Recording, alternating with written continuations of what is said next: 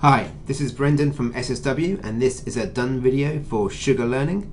And the done video I'm showing you is for product backlog item 36034, update item / create edit screen to Angular 6. And really it's not really an update, it's a complete rebuild of the edit screen in Angular 6. There's a bit of history behind this work. There was a lot of work to try and improve the in-place editor, and in the end it was decided that we were spending so much time getting the old code to work that we may as well, while we're there, bite the bullet and do the upgrade to Angular 6. So here we are in the module screen, and if I click add to create an item, you'll see that we now open up the screen and we're now in Angular mode. We've moved from an MVC screen to an Angular screen. There's a slight difference in look and feel. You shouldn't notice it too much, but you can really tell you're in an Angular screen if you view page source, and you can see there's not much HTML, there's no content there, it's just a single page application bootstrapping an Angular app. So let's come back to the screen, and you should see everything's pretty much the same as before. One of the challenges in getting this screen to work with the existing backend is making sure that all the rules in the backend and all the server-side validation rules in particular, and exceptions that can be raised from deep inside the application layer, get surfaced back up to this form. So let's take a look at an example. I happen to know that this module already has an item called first step. And what happens if you submit an item with a duplicate name within a module? And while I'm doing this, I'm just going to fill in a few required fields, some rubbish content and some points. I'll put in the maximum time and a status. If I attempt to save this, it will submit all the way to the server, go all the way into the repository layer, attempt to save, and it's at that point that an error gets raised back up from the back end all the way up through the chain until we actually surface it here in the Angular form as an Angular validation error.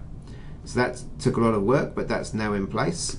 And of course the other thing we could do while we were here was make some changes to the content editor. So previously we had an old version of the Kendo Bootstrap, the Kendo UI editor in place, and with the MVC code it was actually quite hard to change it. All the build processes were in gulp and everything was very hard to work with. So what we've done is pushed all that into the Angular side now, which means it's much easier to work with this code, and we can actually get this stuff updated and get some new features in place.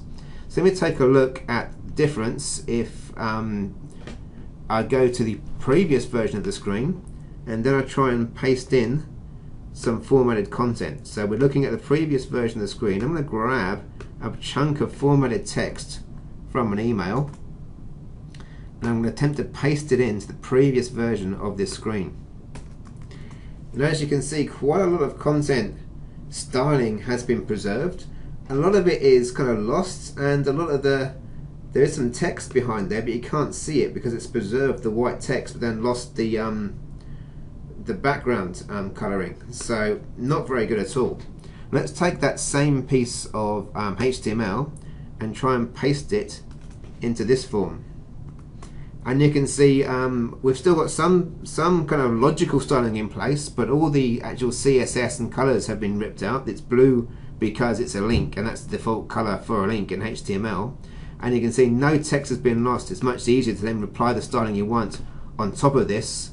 And with the new version and the new features enabled for Telerik, it's much easier to turn on various bits now to tweak this further. But the key difference is that this is now a much better pasting experience than we had previously. So to recap, this entire screen has been converted across from MVC to Angular, and that was a rebuild rather than a full total conversion.